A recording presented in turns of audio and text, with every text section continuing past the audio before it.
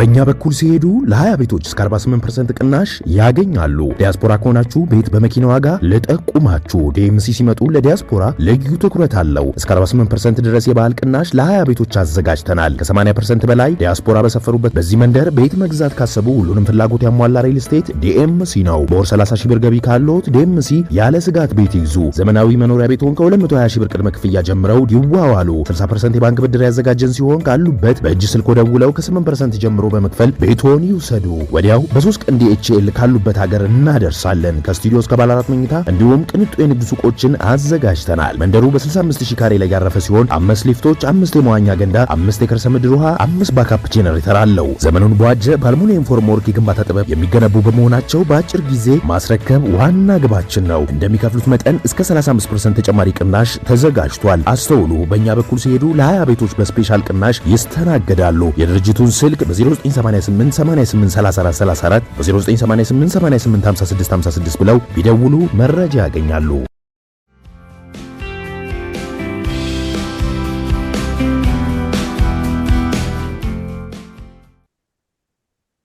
ጤና ይስጥልን ክቡራን ተመልካቾቻችን፣ ሲሳይ አገና ከሉዓላዊ ሚዲያ አርብ መጋቢት 26 2017 ዓመተ ምህረት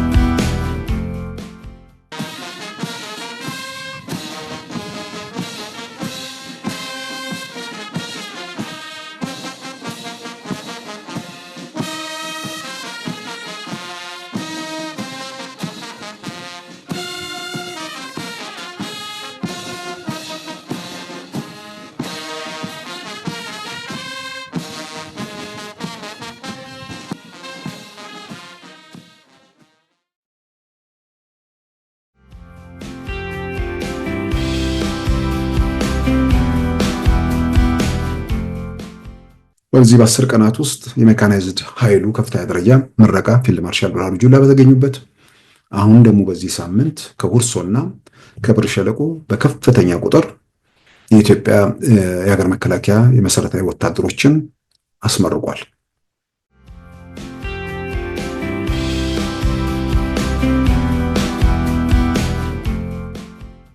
ወጥዩ ባክ ተነገርዚ በኃይሊኩም ለሰወለላ እዚያም እዚያም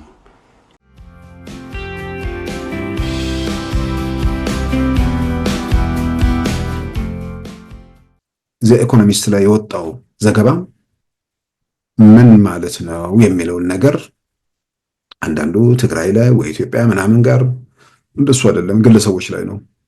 የመንቀሳቀስ መብታቸው ይገደባል። ዝርዝሩ አልወጣም። የመንቀሳቀስ መብታቸው ይገደባል። በውጭ ሀገር ያለው ሀብታቸው ፍሪዝ ይደረጋል ወይ ደግሞ እንዳይንቀሳቀስ ይታገዳል። በሌላም በኩል በልጆቻቸው በምናምን ጋር የተያያዙ የቪዛ የምናምን እገዳዎችና ክልከላዎች ወይ ደግሞ መነጠቅ የሚሉ ነገሮች ሊከተሉ ይችላሉ።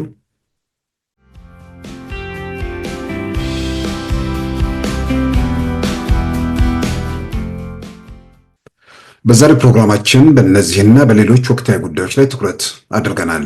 አሁን ወደ ዕለቱ ዜናም እናመራለን። በህገ ወጥ መንገድ በአሜሪካን ሀገር ለሚኖሩና በተሳሳተ መረጃ ቪዛ ለሚጠይቁ ኢትዮጵያውያን በአዲስ አበባ የሚገኘው የአሜሪካ ኤምባሲ ማሳሰቢያ አውጥቷል። በህገ ወጥ መንገድ በአሜሪካ የሚኖሩ ኢትዮጵያውያን በፍጥነት ወደ ሀገራቸው ካልተመለሱ ችግር ሊገጥማቸው እንደሚችልም አስጠንቅቋል። በኢትዮጵያ የአሜሪካ አምባሳደር የሆኑት አርቪንግ ሚሲንጋም ትናንት ሐሙስ እንደ አውሮፓውያን አቆጣጠር ሚያዝያ 3 2005 ባስተላለፉት መልእክት የፕሬዝዳንት ዶናልድ ትራምፕን የአሜሪካን ህልም በቅድሚያ አስታውሰዋል። አሜሪካንን ጠንካራ ደህንነቷ የተጠበቀና የበለጸገች ለማድረግ የስደተኞች ህግ ላይ ጠንካራ እርምጃዎች እየተወሰዱ መሆኑን ዘርዝረዋል። በህገ ወጥ መንገድ አሜሪካን ሀገር ለመግባት ከሞከሩ፣ ቪዛ ለማግኘት ከዋሹ፣ ያለ ህጋዊ የስራ ፈቃድ አሜሪካ ውስጥ ሲሰሩ ከተገኙ፣ እንዲሁም የአሜሪካ የመቆያው ጊዜ ከተቃጠለ ወይም ኤክስፓየርድ ካደረገ በኋላ በአሜሪካ ከተገኙ፣ በአጠቃላይ ከላይ ከተዘረዘሩት ውስጥ አንዱ እንኳን ከተፈጸመ ከባድ ቅጣት ይጠብቃቸዋል ሲሉ የአሜሪካው አምባሳደር በመግለጫቸው አሳስበዋል። የሚጣለው ቅጣትም እስርን ጨምሮ ከአሜሪካ መባረር እንዲሁም በቋሚነት የአሜሪካ ቪዛ መከልከልን እንደሚጨምር ተመልክቷል። በዚህ ሁኔታ ውስጥ የሚገኝ የቤተሰብ አባል ወይም ጓደኛ በአሜሪካ ካላችሁ ወደ ሀገር እንዲመለሱ አሁኑኑ ንገሯቸው ሲሉ ጥሪ አቅርበዋል። ይህ በእንዲህ እንዳለም የአሜሪካው ፕሬዝዳንት ዶናልድ ትራምፕ በሀገራት ላይ የሚጥሉትን ቀረጥ በመቀጠል ኢትዮጵያን ጨምሮ በበርካታ ሀገራት ላይ የመጨረሻውን ትንሹን የቀረጥ መጠን 10 በመቶ ጥለዋል። ከፍተኛው ቀረጥ የተጣለው በቻይና ላይ ሲሆን 34 በመቶ፣ በህንድ ላይ 26 በመቶ፣ በጃፓን ላይ ደግሞ 24 በመቶ እንደሆነም ታውቋል። የእስካሁኑ ቀረጥ ያልነካቸው ሀገራት ሩሲያ፣ ቤላሩስ፣ ኩባ እና ሰሜን ኮሪያን የመሳሰሉ ሀገራት ሲሆኑ በእነዚህ ሀገራት ላይ ቀረጡ ያልተጣለው ቀደም ሲል የኢኮኖሚ ማዕቀብ እንዲሁም ከፍተኛ ቀረጥ ስለተጣለባቸው እንደሆነም ተመልክቷል። የኦጋዴን ብሔራዊ ነጻነት ግንባር ሊቀመንበር አብዱራህማን ማህዲ የኢድ አልፈጥርን በዓል ምክንያት በማድረግ ያወጡት መግለጫና የአመፅ ጥሪ አይመለከተኝም ሲል የግንባሩ ስራ አስፈጻሚ ኮሚቴ አስታወቀ። የኦጋዴን ብሔራዊ ነጻነት ግንባር ኦኤንኤልኤፍ ሊቀመንበር አቶ አብዱራህማን ማህዲ የኢድ መልእክት በሚል እንደ አውሮፓውያን አቆጣጠር መጋቢት 30 2025 ባሰራጩት መግለጫ የኦጋዴን ህዝብ ሲስተማቲክ የሆነ መገለል እየደረሰበትና መብቱ እየታፈነና እየተገደበ በመሆኑ ከኦጋዴን ባሻገር በአካባቢ ሀገራት ለሚገኙ ሶማሌዎች መብቱ ሁሉ እንደሚታገሉ አስታውቀዋል። ONLF's responsibility today is larger than just the Ogaden. It plays a role in the broader liberation of the Somali people. ይህንን የሊቀመንበሩን መግለጫ የኦጋዴን ብሔራዊ ነጻነት ግንባር ስራ አስፈጻሚ ኮሚቴ ትላንት ባወጣው መግለጫ አውግዟል። የኦጋዴን ብሔራዊ ነጻ አውጪ ግንባር ኦብነግ ስራ አስፈጻሚ ኮሚቴ እንደ አውሮፓውያን አቆጣጠር በ2018 ከኢትዮጵያ ፌዴራላዊ ዴሞክራሲያዊ ሪፐብሊክ መንግስት ጋር የተደረገውን የሰላም ስምምነት ለማስቀጠል ቁርጠኛ መሆኑንና በሀገሪቱ የፖለቲካ ሂደት ውስጥ በሰላማዊ መንገድ መሳተፍ የሚቀጥል መሆኑን ያረጋግጣል ሲል ትናንት ባወጣው መግለጫ አመልክቷል።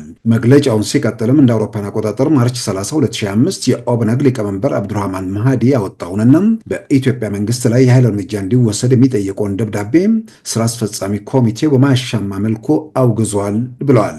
ለፖለቲካ ትርፍ ሲባል ህዝብን የሚከፋፍል ሰላምና መረጋጋት ጠንቅ የሆነ አመፅና ሁከትን የሚፈጥር ማንኛውም አይነት አመለካከት ራስን በራስ የማስተዳደር መብቱ ለተገናጸፈው የሶማሌ ክልል ህዝብ የሚጠቅም ባለመሆኑ ተቀባይነት የለውም። የቀረበው የአመፅ ጥሪም የሊቀመንበሩ የግል አመለካከት እንጂ የድርጅቱ አቋም አይደለም ሲል የኦጋዴን ብሔራዊ ነጻነት ግንባር ስራ አስፈጻሚ ኮሚቴ በመግለጫው አመልክቷል።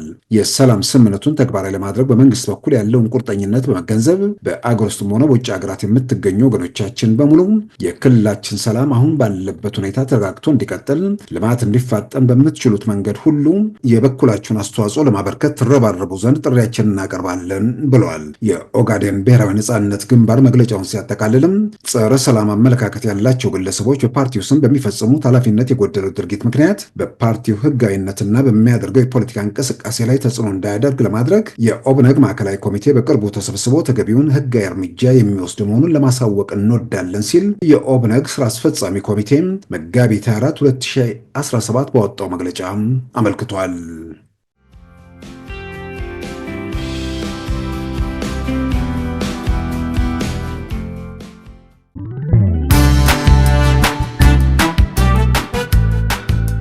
ሉዓላዊ ሚዲያን ይደግፉ። ስራዎቻችንን ለብዙ እንድናደርስ ሰብስክራይብ፣ ሼር፣ ላይክ በማድረግ ሉዓላዊ ሚዲያን ያጠናክሩ። እውነትን እንዘግባለን፣ ኢትዮጵያዊነትን እናቀነቅናለን። መድረኩ ግን ለሁሉም አመለካከት ክፍት መሆኑን እናረጋግጣለን። ሉዓላዊ ሚዲያ።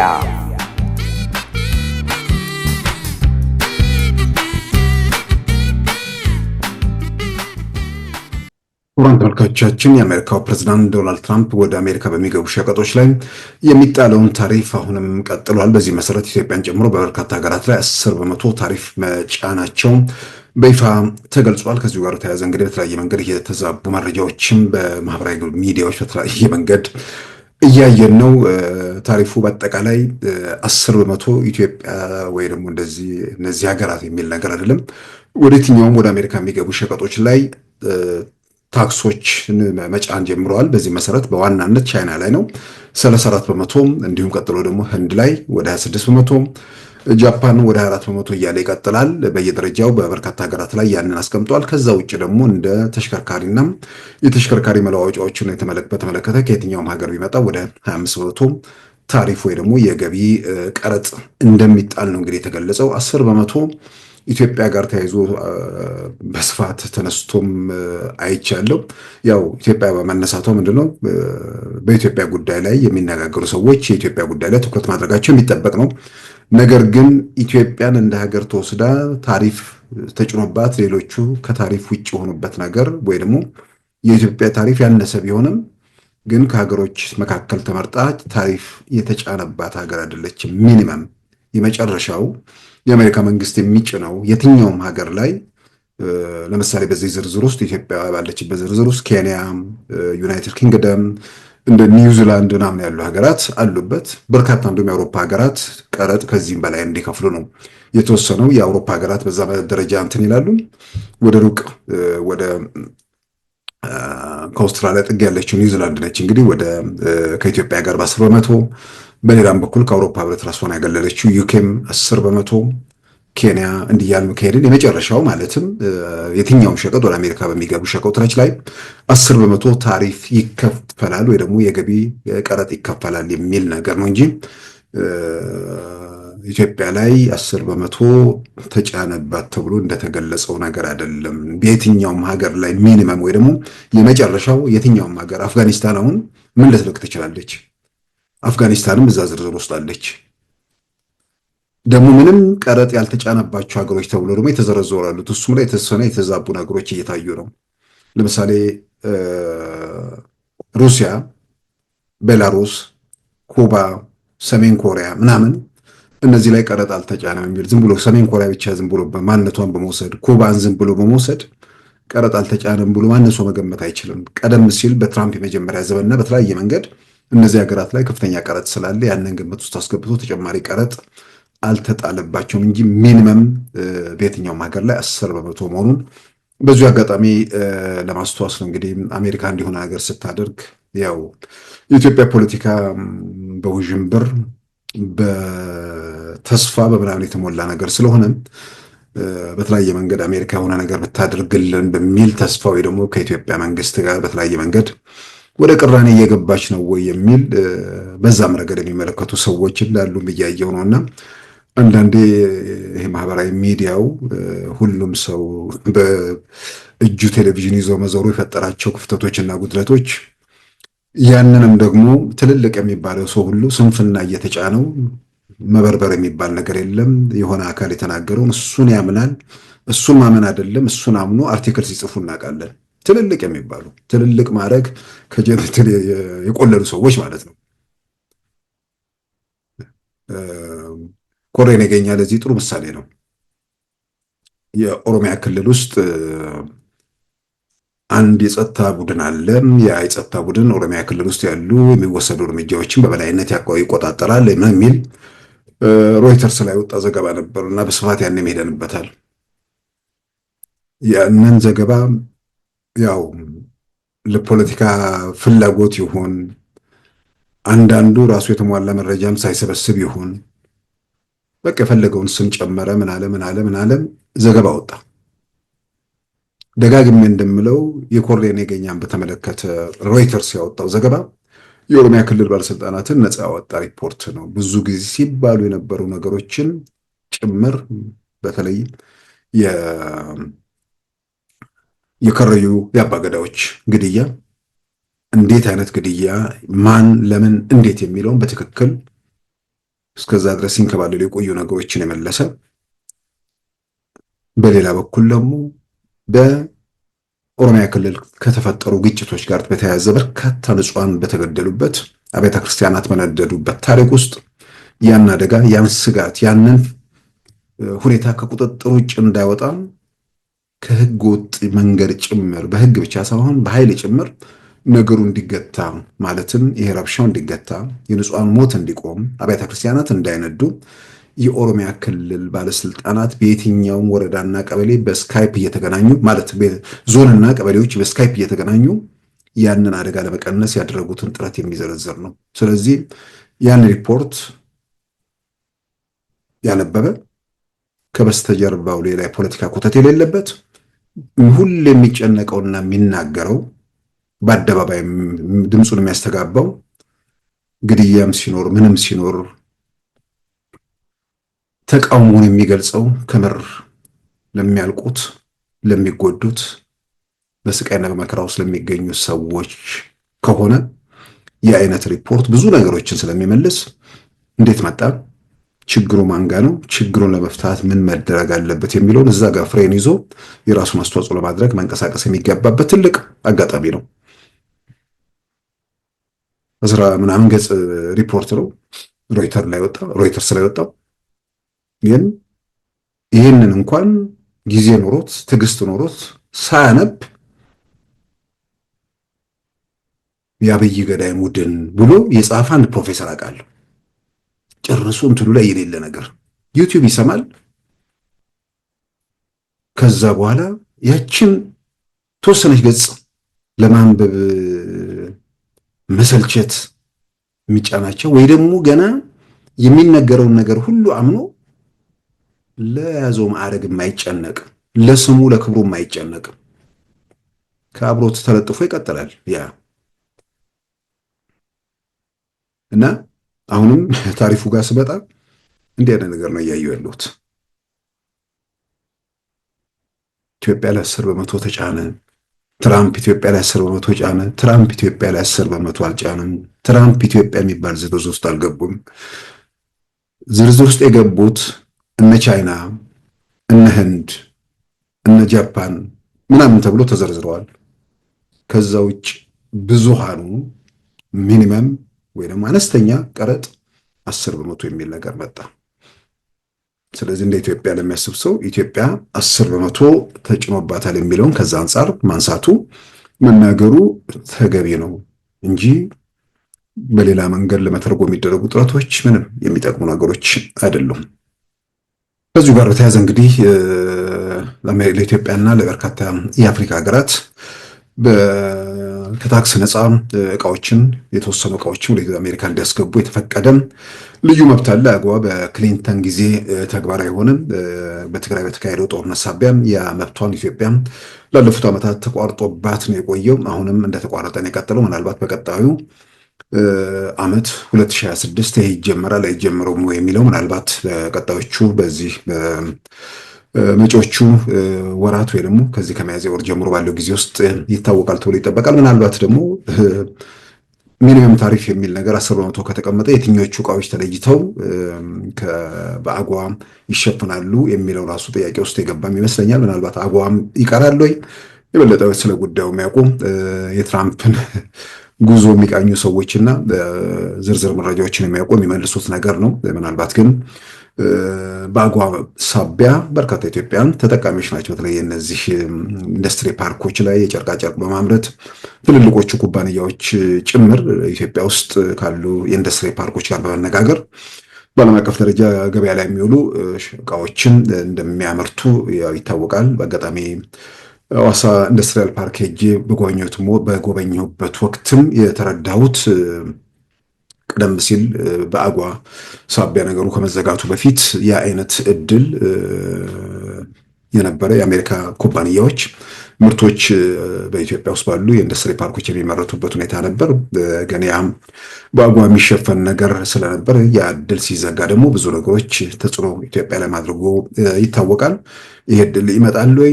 አሁን እየተደረገ ያለው የታሪፍ ጭማሪ አጠቃላይ አጓን ሙሉ ማስቀረት ነው ወይ? እሱ እንግዲህ የበለጠ በሂደት በዝርዝር የሚታይ ይሆናል። ሌላው በትግራይ ያለውን ወቅታዊ ሁኔታ በተመለከተ እንግዲህ የጊዜ አስተዳደሩን ፕሬዚዳንት ለመሰየም ያው በአዋጅ ቁጥር 359/1995ን በአዋጅ ማሻሻያ ተደርጓል። ቢያንስ ለአንድ ዓመት አዲሱ የጊዜ አስተዳደር ለአንድ ዓመት በስልጣን ለማቆየት የሚችልበት ሁኔታ እንደሚፈጠር ነው መረዳት ይቻለው። እንግዲህ የክልሉ ፕሬዚዳንት ማን ይሆናል የሚለው እስካሁን አልታወቀም። ግን በተለያየ መንገድ ባሉ መረጃዎች በሚገለጹትም መረዳት እንደሚቻለው በአብዛኛው ወደ አንድ ወገን ያዘነበለ ይመስላል። ከቲፒኤልኤፍ ወገንም ማለትም ከዶክተር ደብረጽዮን ቲፒኤልኤፍም እንዲሁም ከአቶ ጌታቸው ቲፒኤልኤፍም ከሁለቱም ወገን ላለመውሰድና ከወታደሮቹ ክፍል ጀነራል ታደሰ ወረደን የመውሰድ ነገር እንደሚኖር በተለያየ መንገድ ይገለጻል። በሌላም በኩል ደግሞ ካቢኔውን በተመለከተ ራሱ ብልጽግና ከዚህ ቀደም እንደተወው አይተውም የራሱንም ድርሻ በተወሰነ ደረጃ በትግራይ ካቢኔ ውስጥ ይኖረዋል የሚልም ነገር እየተነሳ ነው። ስለዚህ ትግራይ ውስጥ ያለው የጊዜ አስተዳደሩ የስልጣን ዘመን ከመራዘሙ ጋር ተያይዞ አዲስ የሚዋቀረው ካቢኔና አዲስ የሚሰየመው ፕሬዝዳንት እስከዛሬ ድረስ ሲንከባለል የመጡ ችግሮችን ፈተው ክልል ውስጥ ሁሉን ነገር በጉልበት እናስፈጽማለን በማለት የሚንቀሳቀሱ ወገኖችን ገተው ህግና ስርዓት ማስከበር ይችላሉ ወይ? በሌላም በኩል ያ ህግና ስርዓት ለማፍረስ የተሄደው መንገድ ማለትም በግልጽ የፕሪቶሪያውን የሰላም ስምምነት በመጣስ በፕሪቶሪያው የሰላም ስምምነት መሰረት የተቋቋመውን ጊዜ አስተዳደር መዋቅር በጉልበት እያፈረሱ የቀጠሉበት መንገድ ያው ትግራይ ውስጥ በቲዲኤፍ የተባለው የዋት ታጣቂዎች በኩል የፈጠረው ነገር በግልጽ እየታየ ነው። በርካታ ታጣቂዎች ካምፕ ምንድነው መሳሪያቸውን ይዘው ያለ መሳሪያቸውም ጥለው እየሸሹ መሆናቸው በተደጋጋሚ የወጣ ነገር ነው። ይህንን ዛሬ ከማይደበቅበት ደረጃ ላይ ደርሶ በአደባባይ እየተገለጸ ብቻ ሳይሆን የወጡ ሰዎች የትጥቅ ትግል እንጀምራለን ብለው በዛ መንግጠን የትጥቅ ትግል ለማድረግ እስከ መሰባሰብ የደረሱበት ሁኔታ እንግዲህ መኖሩ በግልጽ በአደባባይ የተገለጸ ነገር ነው።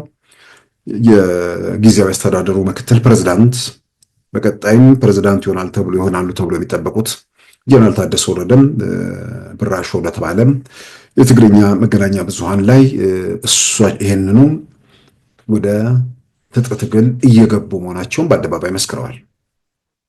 ወጥዩ ባክ ተነገርዚ በኃይል ክንለስ ወለሎ እዚኦም እዮም እንቅፋት ኮይኖም ሽግር ፈጢሮም ዘለዉ ኦኬ ትግራይ ንከምኡ ዓይነት ውግእ እውን ዘለዎ ኣይኮነትን ከምዚ ዓይነት ነገር ብጣዕሚ ሓደገኛ እዩ።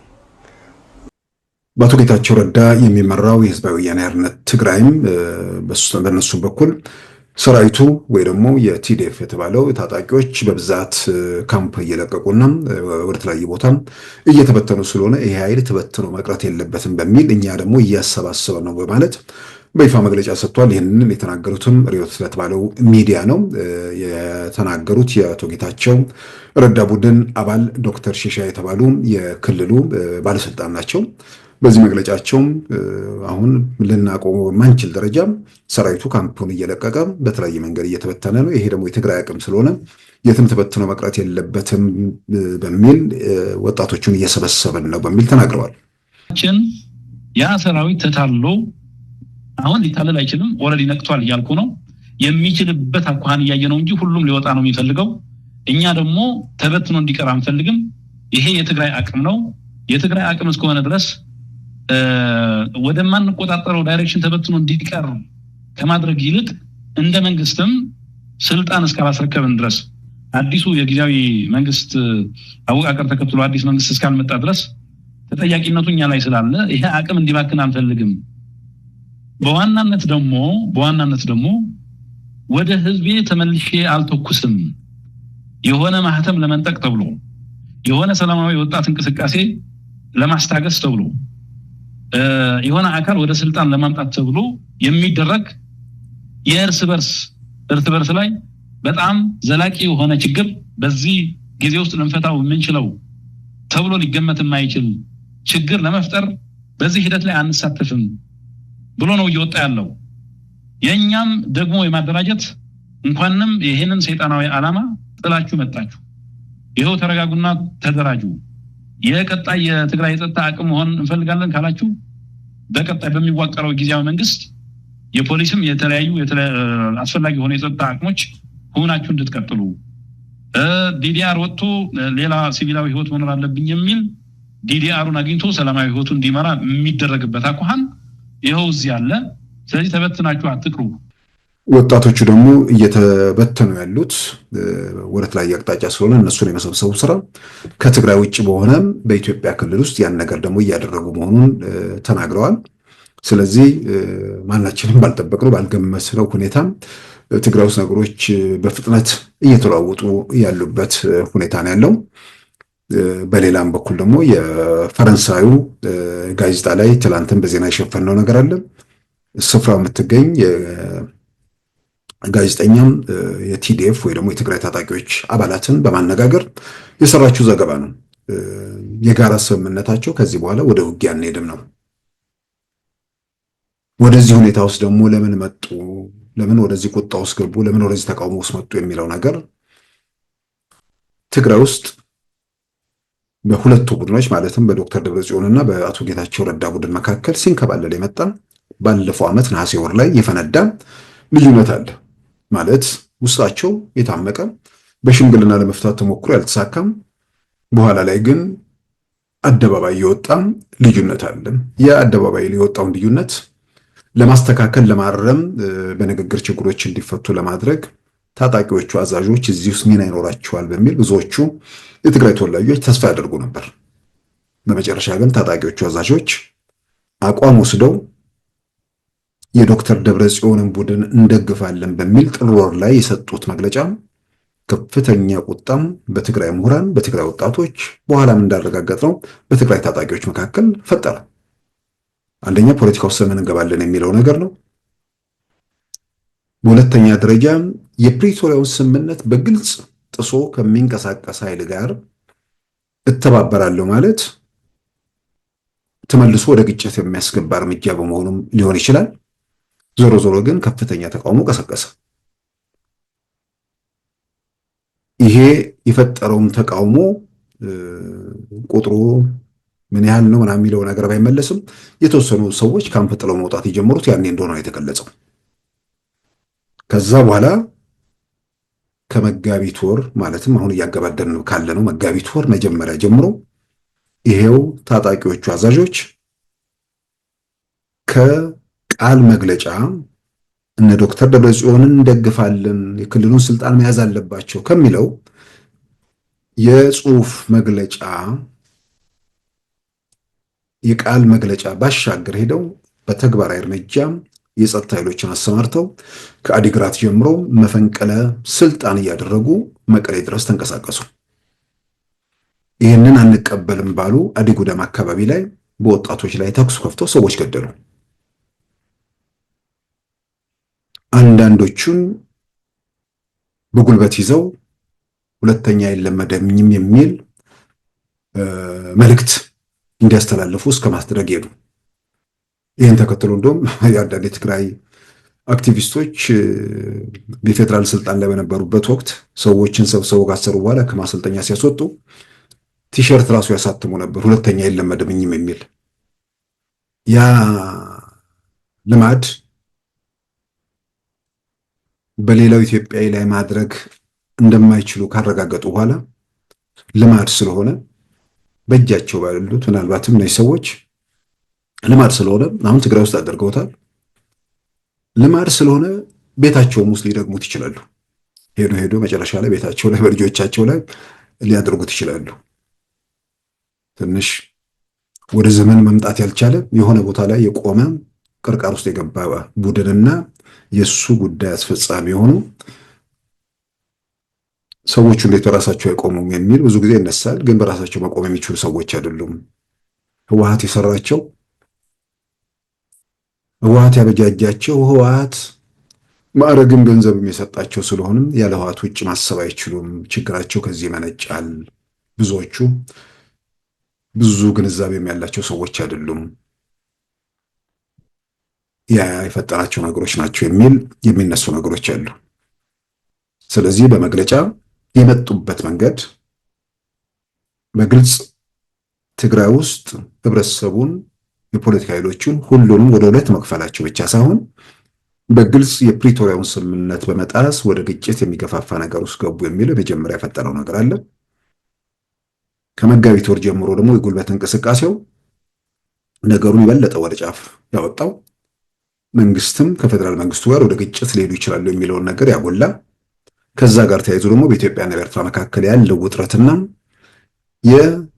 ይሄው ታጣቂዎቹ የሚደግፉት ቡድን ከኤርትራ መንግስት ጋር ግንኙነት ማድረጉ እንዲሁም ደግሞ የታጣቂዎቹ አዛዦች ከኤርትራ ወታደራዊ መሪዎች ጋር በተመሳሳይ በድንበር አካባቢ ግንኙነት እንደነበራቸው የሚገልጹ ሪፖርቶች እነዚህ እየወጡ መምጣታቸው ተመልሶ ለግጭት የመግባቱን እድል እያሰፋው፣ በሌላም በኩል ደግሞ ትግራይ ውስጥ ህብረተሰቡ ወደ አንድ ከመሰብሰብ ይልቅ በፖለቲካ እንደገናም በአካባቢ ለመነጠል የሚደረጉ ውጤቶች በእነዚህ ሰዎች ሳቢያ እየታየ ሲሆን ተቃውሞ በይህንን መሰረት አድርጎ በየአቅጣጫው መጣ።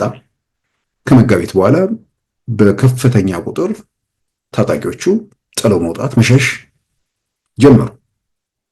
ስለዚህ እነዚህ ወጣቶች ወደ ተለያዩ ቦታ ሲሄዱ እንግዲህ እንደተባለው መበተንም ስለሌለባቸው መድረሻም ስለሚያስፈልጋቸው የአቶ ጌታቸው ቡድን እየሰበሰባቸው ነው። እንግዲህ ይሄ የት ሄዳለሁ ብለው ደግሞ ግራ የተጋባ ኃይል ካለ መሄጃ መድረሻ ካለው ደግሞ በደንብ በከፍተኛ ቁጥር ይሄኛው ነገር እየጨመረ ሊሄድ ይችላል። ሰላሙን ለማምጣት ሰላምን ለማረጋገጥ ደግሞ በብዙ መልኩ ያግዛል። ሰዎቹ የተወሰነ ታጣቂ ይዘው የሚቀሩ ከሆነ ወደ አላስፈላጊ ነገር ማለትም ያው በትግራይ ምሁራን፣ በትግራይ አክቲቪስቶች በተለያየ መንገድ ምንድነው ፍላጎታቸው የሚለውን ነገር የሚሰጡትን ትንተና የሚጽፏቸውን ጽሁፎች ለማየት እየሞከርኩ ነው። አቶ ጌታቸው ያሉትን የሚያረጋግጥ ነገር ነው። ሰዎቹ ወንጀል አለባቸው፣ ከወንጀል ለመሸሽ ነው። ትግራይ ውስጥ ሰላም ከተረጋገጠ ሰላም ካለ በወንጀል እንጠየቃለን የሚል ነገር ይመጣል። በሌላም በኩል ደግሞ ሰላም ካለ ህግና ስርዓት ይከበራል። ህግና ስርዓት ከተከበረ ደግሞ በህገ ወጥ መንገድ የሚያሸሹት ወርቅ ምናምን ነገር አይኖርም። ስለዚህ በቀደመ ወንጀላቸው አሁንም እየፈጸሙት ያለውን ወንጀል ለመቀጠል ያለው እድል ትግራይ ሰላም ማጣት አለባት። አለዛም ደግሞ ከተሳካ የዝርፊያውንም አድማስ ለማስፋት ኢትዮጵያ ውስጥ ማዕከላዊ መንግስቱን ጭምር ከኤርትራ ጋር ሆነን ገልብጠን የሚል የቅዠት እንትን ውስጥ ናቸው ያሉት። እርግጥ ከሰሞኑ ቅዠታቸውን በጣም አፈር ከደም የሚያስገባ ስጋት ውስጥ የከተታቸው ሁኔታ በደንብ እየታየ ነው። አንደኛ ከዚህ ጋር ተያይዞ እንግዲህ የአሜሪካ መንግስት በአካባቢው እየተካሄደ ያለውን ነገር በጥልቀት በቅርበት እየተከታተልኩት ነው።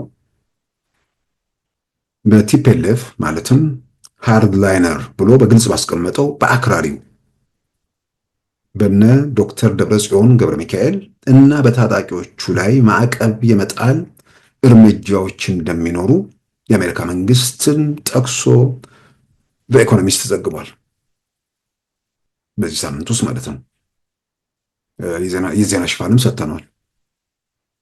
ስለዚህ ዘኢኮኖሚስት ላይ የወጣው ዘገባ ምን ማለት ነው የሚለውን ነገር አንዳንዱ ትግራይ ላይ ወይ ኢትዮጵያ ምናምን ጋር እንደሱ አይደለም፣ ግለሰቦች ላይ ነው። የመንቀሳቀስ መብታቸው ይገደባል። ዝርዝሩ አልወጣም። የመንቀሳቀስ መብታቸው ይገደባል። በውጭ ሀገር ያለው ሀብታቸው ፍሪዝ ይደረጋል ወይ ደግሞ እንዳይንቀሳቀስ ይታገዳል።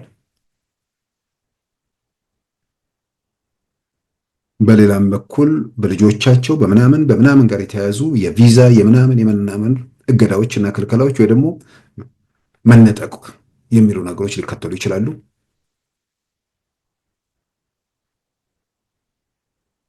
በውጭ ሀገር ሀብት ከሌላቸው ደግሞ እሱ አስቸግረን። የኢትዮጵያ መንግስት ደግሞ ሌላውን ኃላፊነት እየወሰደ ነው፣ እርምጃ እየወሰደ መሆኑ በተለያየ መንገድ እየተሰማ ነው። ከምንም በላይ የእነዚህ ሰዎች ሀብታችሁ አይንቀሳቀስም የሚለው ለነሱ ከባድ ነው። ጥያቄ ውስጥ የሚገባ ነገር አይደለም። በእርግጥ ሀብት ያላቸው ሰዎች ናቸው። በዩናይትድ አረብ ኤሚሬት፣ በአሜሪካ በምናምን ያላቸው ሰዎች ናቸው።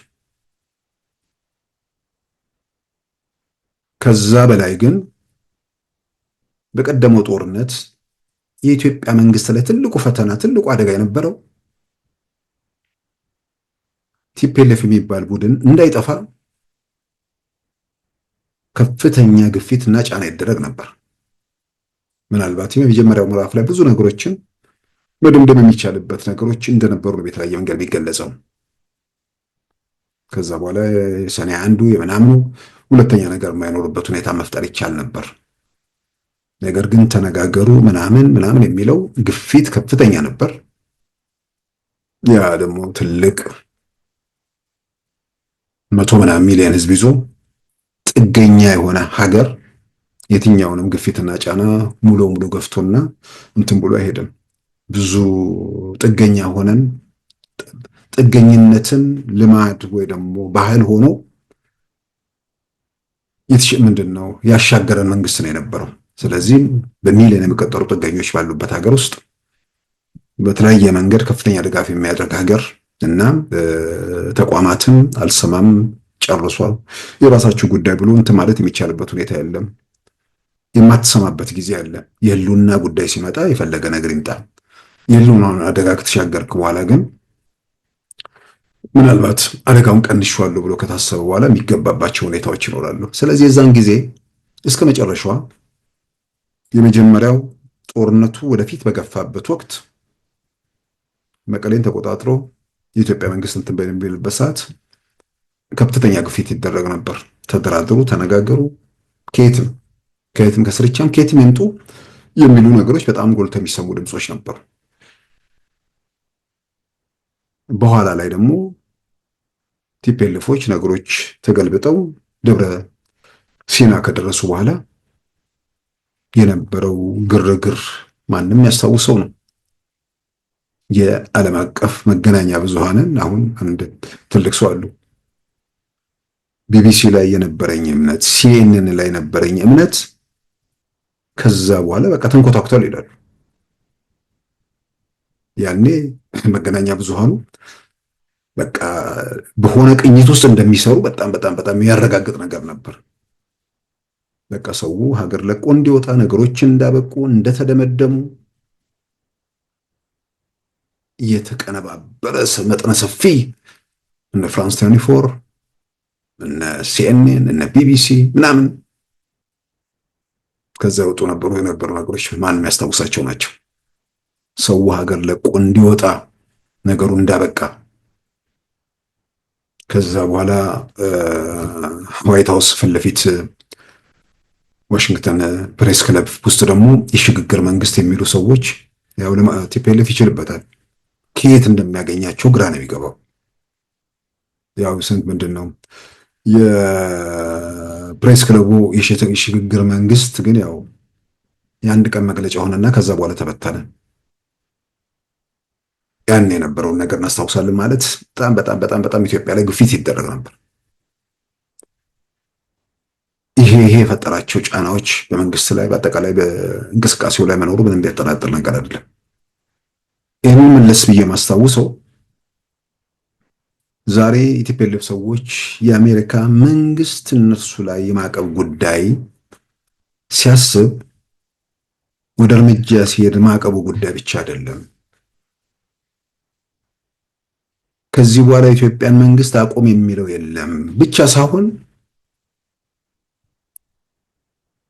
አስፈላጊ ድጋፍ ካለም ቆንጥጦም ምን ብሎም እነዚህ ሰዎች ከጨዋታው ሜዳ ለማውጣት ማናቸውንም ነገር ለማድረግ የኢትዮጵያ መንግስት 100% መንገዱ ተጠርጎለታል ማለት ነው። አንደኛ የፕሪቶሪያው ስምምነት ያግዘዋል። ሁለተኛው አካባቢውን ወደ ቀውስ ወደ ሌላ ሁከት እንዳይገባም የአፍሪካ ቀንድ ጉዳይ የሚያሳስባቸው ምዕራባውያኑ የኢትዮጵያ መንግስት ሰላሙን እንዲያረጋግጥ፣ በሌላ በኩል ደግሞ እነዚህ ሰዎች ከማን ጋር እንደተወዳጁም ደግሞ በጣም እሱ በጣም አደገኛ ነገር ነው። ያ በአካባቢው ላይ የምዕራባውያኖች ፍላጎት ደግሞ እንደሆነ ይታወቃል። ስለዚህ በብዙ መልኩ ለኢትዮጵያ መንግስት የተመቻቸ ሁኔታ ተፈጥሯል። ለኢትዮጵያ መንግስት የተመቻቸ ሁኔታ ተፈጠረ ማለት ትግራይ ውስጥ ያለው ሁኔታ ለማስከን፣ ትግራይ ውስጥ ያለውን ነገር ሰላም ለማረጋገጥ፣ ትግራይ ውስጥ ሰላም መረጋገጥ ማለት የቲፒኤልኤፍ አገዛዝ ወይ የቲፒኤልኤፍ ቡድን ትግራይ ውስጥ ለ50 ዓመታት አስፍኖት የነበረው ጭቆና በተሰበረበት፣ ዜጎች በተለይም ወጣቱ በነፃነት ማሰብ በጀመረበት ሁኔታ ውስጥ ብዙ ነገሮችን ለማስተካከል እድልና አጋጣሚው ለኢትዮጵያን በጥቅል በጣም የተመቻቸ ሁኔታ ነው የተፈጠረው። ዘረኝነትን የቀመመውን ዘረኝነትን ያስፋፋውን ቡድን ሜዳው ላይ የትግራይ ወጣቶች ትርጉም አልባ ካደረጉት በሽታውን እየተገዙትና አሁንም እየታመሙ ያሉ ወይ ደግሞ ያንኑ የሙጥኝ ያሉ ሰዎች በህይወት ለመቀጠል እድላቸው የትኛውም ቦታ ላይ ትርጉም ያለው ኃይል የመሆናቸው ነገር በደንብ ጥያቄ ውስጥ የሚገባበት ይሄ የመተኮስ የምናምን አይደለም። እሱ በራሱ መንገድ ሌላ ምዕራፍ ውስጥ ነን። ያ ምዕራፍ አልፏል። አሁን ተኩሱ ምንድነው ዩቲዩብ ላይ ነው፣ ፌስቡክ ላይ ነው፣ ምናምን ላይ ነው። ግን አሁን ሰው አእምሮ ውስጥ ምናምን ምንድነው በዚህ በሰፈር በምናምን የማሰብ እንትን የፈጠራቸውን ነገሮች እሱ ነገር ለማምከንም በብዙ መልኩ የሚያግዝ ነገር ነውና ትግራይ ውስጥ የነጻነት ስሜት በሚገርም ሁኔታ መጥቷል። ያ ኋላ ቀር ቡድን ይህን የነጻነት ስሜት ገፎ እንደ ከዚህ ቀደሙ እኔ ነኝ የማስብልህ የሚለውን ነገር በኢትዮጵያ ትግራይ ምድር እውን ለማድረግ ነው የሚንቀሳቀሰው። ይሄንን ሊሽማን የሚሸከም ትውልድ የለም ብቻ ሳይሆን ይሄንን ለማስፈጸም የሚያስችለው ነገር ሁሉ በዜሮ እየተባዛ ነው። ስለዚህ የአሜሪካ መንግስት በቅርብ እየተከታተልኩ ነው የሚለው መግለጫ ለኢትዮጵያ መንግስት የፈቀድከውና የፈለግከው ማድረግ ትችላለህ የሚል ማረጋገጫ ጭምር ነው። ስለዚህ ብዙ ነገሮችን ለማረም ለማስተካከል በአብዛኛው እድል የሚሰጥ ነገር ነው ወጣቶቹ ጋር የሚታየው ስሜት። ምክንያቱም ወደዚህ ወደ ቲዴፍ ወደ ተባለው ኃይል የተቀላቀለው ያው ፕሮፓጋንዳ ቀላል ነገር አይደለም። ያው ቀደም ሲል እንዳልኩት ህወሓት ሲያስብልህ ከቆየ ህወሓት አይዋሽም፣ ህወሓት የትግራይ ህዝብ መብት አስጠባቂና ተሟጋች ነው የሚለውን ገዝቶ የነበረ ሰው ህወሓት የነገረውን ነገር ሁሉ ሳያላምጥ ትክክል ነው ብሎ መጓዙ የሚጠበቅ ነው። አሁን መጠየቅ ስለጀመሩ ጦርነት ውስጥ ለምን ነበር የሚለውን በደንብ እየጠየቁ ሲመጡ ብዙ ነገሮችን መፍትሄ ያገኛል ብዬ አምናለሁ። ስለዚህ ያኔ ዘር ማጥፋት የትግራይ ህዝብን ለማጥፋት የተከፈተ ጦርነት ነው ብለው በሰልፍ የገቡ ወጣቶች አሉ። ዛሬ ላይ ግን ቆመው እነዚህ ሰዎች የነገሯቸው በሚነግሯቸውና በተጨባጭ እውነታ መካከል ያለውን ርቀት እያዩ በሌላም በኩል ለትግራይ ህዝብ መብትና ጥቅም ሳይሆን ለራሳቸው ስልጣን የቆሙ መሆናቸውን እያረጋገጡ ስለመጡ ከዚህ በኋላ መሞት የለብኝም የሚለውን ድምፅ የትግራይ ወጣቶች በጋራ የሚያስተጋቡት መሆኑን እየተረጋገጠ ነው። በዜናችን የፈረንሳዩን ጋዜጣ ላይ ትናንት የተመለከትነው ነገር አለ። እኔ ሞቼ ወላጆቼ እድሜ ልካቸውን በሐዘን እንዲማቅቁ አልፈልግም ይላል ቅዱስ የተባለ የኢኮኖሚክስ ተመራቂ አግሮ ኢኮኖሚክስ ተመራቂ ቲዴፍ ውስጥ ያለ። ከዚህ በኋላ ጦርነት ቢፈነዳ አልዋጋም ብቻ ሳይሆን ሮጬ ወደ አዲስ አበባ ነው የሚሄደው፣ መዋጋት ከም በኋላ አልፈልግም ምትል ኪሮስ የተባለች የ27 ዓመት ወጣት፣ እሷ ደግሞ የጂኦሎጂ ተማሪ የፈረንሳዩ ጋዜጣ ይጠቅሳታል። ሌላ መንገሻ የተባለ ደግሞ እንደዚሁ መሞት አልፈልግም ነው የሚለው። የጋራ ድምጻቸውን ደግሞ ከዚህ በኋላ መዋጋት አንፈልግም። መንገሻ የሚለው ደግሞ ለምንድን ነው ስንዋጋ የነበረው? አሁን ስለምንድን ነው የምንዋጋው? የደበቁን ነገር አለ ወይ ይላል።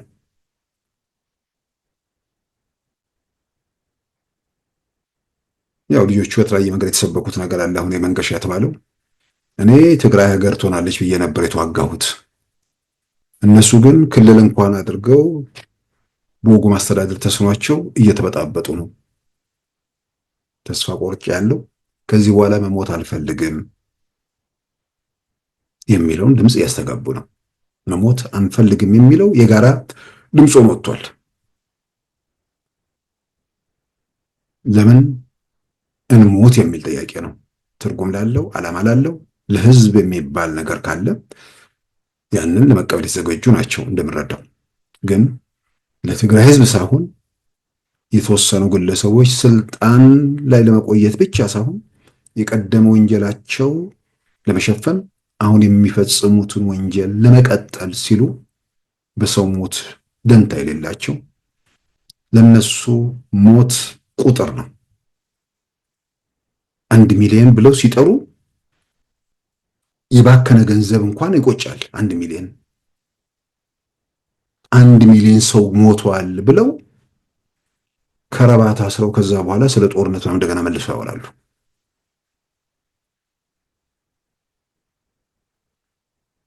በጣም ሌላው ሰው ከሚያጠና ትግራይ ውስጥ ህወሓት የሚባለው ነገር ላይ የሆነ ጥናት መደረግ አለበት። እውነት ለመናገር መጀመር ሐሳቡ አሁን አንዳንዱ ከዚህ መስመር የወጡ ዋናዎቹ ነባር የሚባሉ ህወሓቶች አሉ። ግን ይሄኛውን እንትኑን ምንድነው የሆነ ስለ ሰው ደንታ የሌለውን ስለ ማህበረሰብ ደንታ የሌለውን ስልጣንና ጥቅምን ብቻ ማዕከል ያደረገው አስተሳሰብ ባለቤቱ ማን ነው? አሁን ከትግራይ አክቲቪስቶች በግልጽ በአደባባይ ነው የሚነገር ነገር ነው። የዶክተር ደብረጽዮንና የአቶ ጌታቸው ቡድን ነው እኛ የምንለው። እነሱ የሚሉት አንዳንዶቹ የአቶ ስብሃትና የአቶ ጌታቸው ቡድን ነው የሚሉት። የዛኛው ስብስብ መሪ አቶ ስብሃት ነጋ ናቸው ነው። እሳቸው ራሳቸውን የቻሉ ትልቅ ገጸ ባህሪ ናቸው። ህወሓት እኮ ማዕከላዊ መንግስቱን ስለለቀቀ ኢትዮጵያ እንዴት በደል እንደደረሰባት እኮ ነው የሚያወሩት። ህወሓት ከመምጣቱ በፊት እኮ ኢትዮጵያ ለዓለም ማንም አያውቃትም ነበር፣ እኛ መተን እኮ አስተዋወቅናት የሚሉ ደፋር ሰው ናቸው። ያው ዝም ብሎ ለካድሬው ሲነግሩ ይኖሩ መጨረሻ ላይ ራሳቸው አመኑ ማለት ነው። በአድዋ ያልታወቀች ኢትዮጵያ የሆነ ጎጠኛ በመንደር ፖለቲካ በዘር ፖለቲካ ምናምን እዛው ሲርመጠመጥ በነበረ ቡድን በምን ነው የምትታወቀው? መታወቅ ከሆነ የነሱ መታወቅ ከሆነ የነሱ መዝረፍ ከሆነ ልክ ነው። ካዝና ሲገለብጡ ነው ያኖሩት። በግልጽ በአደባባይ የሚታይ ምናምን እና ትግራይ ውስጥ በወጣቶቹ አካባቢ ያለው የለውጥ ስሜትና መንፈስ እኔ ደጋግሜ እንደምለው ትግራይ ውስጥ ያለውን ነገር ማስከን ብቻ ሳይሆን 27 ዓመታት በቀጠለው ኢትዮጵያ ፖለቲካ ውስጥ ትልቁ ኢትዮጵያ ውስጥ እንደ ችግር የሚነሱ ነገሮች ገዢው ህወሓት በሱ ላይ የነበሩ ተቃውሞችን በሱ ላይ የነበሩ ድምጾችን በትግራይ ህዝብ ላይ የተነጣጠረ አድርጎ ሲሰብክ ያንንም ሐሳብ ሲገዙት የኖሩ ሰዎች አሁን ህወሓት አያስብልኝም ካሉ አጠቃላይ 27 ዓመቱ ኢትዮጵያ ውስጥ ምን ነበር? የትግራዩ ጦርነት እንዲጀመር ምን ሚና ተጫወተ? የፌደራል መንግስት ወደዚህ ሂደት ውስጥ ለምን ገባ? ይሄንን በደንብ ቁጭ ብሎ ማየት መመርመር ሲጀመር በሆነ ማህበረሰብ ላይ በጠላትነት የተነሳ ቡድን ማህበረሰብ ወይ ደግሞ መንግስት አለመኖሩ ሲረጋገጥ ወጣቶቹ ይህን በደንብ መርምረው ማየት ሲጀምሩ የኢትዮጵያን ህልውና በጥሩ መሰረት ላይ በለጠ ለማቆም አጋጣሚዎችና ሁኔታዎችን የሚያመቻች ነገር እንደሆነ ነው የማምነው። የሆነ ጦርነት ቢነሳ አዲስ አበባ ሄዳለሁ የሚል በጣም ተስፋ የሚሰጥ ነገር ነው። ምክንያቱም የተሰበከው ስብከት ሌላ ነገር ነበር። በቃ ከሆነ ምናምን ወደ ሌላው የሀገሬ ክፍል ሄዳለሁ ወይ ደግሞ ወደ ዋና ከተማችን ሄዳለሁ፣ ከዚህ በኋላ እንዲህ አይነት ውስጥ አልገባም። በጣም በጣም በጣም የሚያስደስት ሁኔታ ነው። ስለዚህ ወጣቶቹ ጋር ያለውን ነገር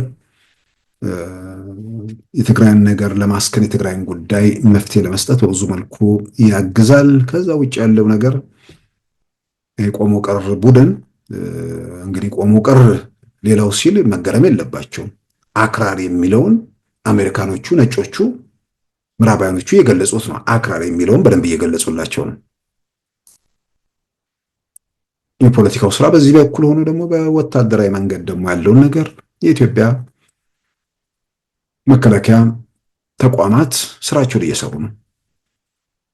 ባለንበት ሁኔታ ውስጥ ትላንት የተፈጸመ ስህተት ዛሬ መደገም የለበትም።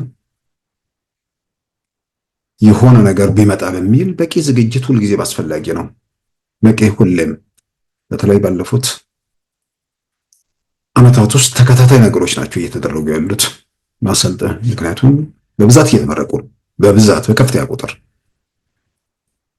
ከባድ መሳሪያዎቹ ድሮኖቹ ምናምን እያየን ነው። ምንም ነገር ከሌለ አሁን ከባድ ነገር አለ። ወታደሩን ወደ ልማት ተግባራት በመከራ ጊዜ አገራዊ ግዳጅ ለመውጣት በሰላም ጊዜ ደግሞ የልማት ስራዎች ውስጥ ለመሰማራት የሚችልባቸው ሁኔታዎች ተፈጥረዋል። ስለዚህ በዚህ በ10 ቀናት ውስጥ የሜካናይዝድ ኃይሉ ከፍተኛ ደረጃ ምረቃ ፊልድ ማርሻል ብርሃኑ ጁላ በተገኙበት አሁን ደግሞ በዚህ ሳምንት ከሁርሶና ከብር ሸለቆ በከፍተኛ ቁጥር የኢትዮጵያ የሀገር መከላከያ የመሰረታዊ ወታደሮችን አስመርቋል። ውትድርና ሙያ ሀገራችሁንና ህዝባችሁን በፍጹም ታማኝነት ለማገልገል ፈቅዳችሁ ሰልጥናችሁ ወደ ተቋሙ የተቀላቀላችሁ የጀግና ህዝብ ልጆች ስለሆናችሁ እናንተም ጀግኖች የኢትዮጵያ ወታደሮች ናችሁና ልትኮሩ ይገባችኋል።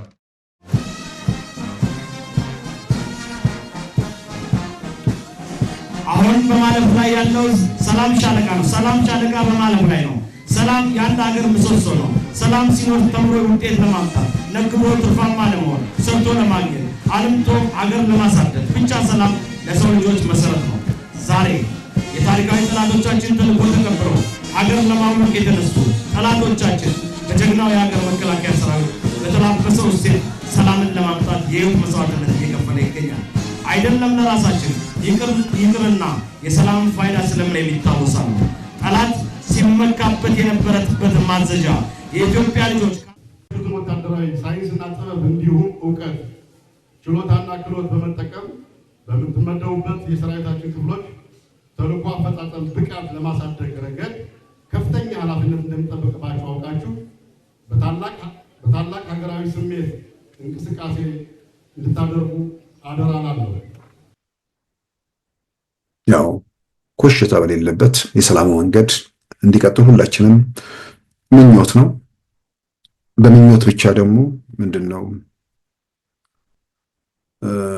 አለፍራሽ ካለ ነገሮች እንዳይበከሉ ለመከላከል ለመደረግ ደግሞ ያለባቸው ነገሮች መደረግ ስላለባቸው ራስን ለመከላከል ራስን ለመጠበቅ ከየትኛውም ወገን የመጡ ነገሮችን መስመር ለማስያዝ እንዲህ አይነት ነገሮችን ማድረግ ይገባል። በተለይ እንዲህ አይነት አክራሪ ኋላ ቀር ወደ ዘመን መምጣት ያልቻለውን ዘመን የቀደመውን ቡድን ዘመኑ ልጋ የደረሱ ሰዎች ወደ ከዘመኑ አሻግረው የሚመለከቱ ወጣቶች ያንን ስፍራ እንዲቆጣጠሩ ስራዎች መሰራት የግድ አለባቸው ብዬም አምናለሁ። ክቡራን ተመልካቾቻችን የዛሬ አርብ መጋቢት 26 2017 ፕሮግራማችን በዚሁ ተጠናቋል። ጤና ይስጥልን።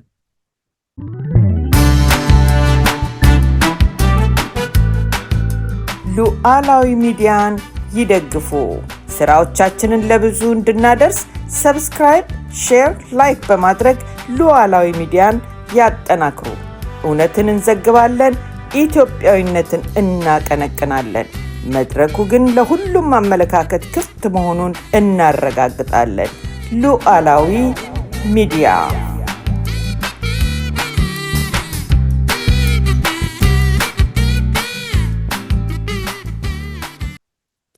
የዛሬ አርብ መጋቢት 26 2017 ፕሮግራማችን በዚሁ ተጠናቋል። ጤና ይስጥልን።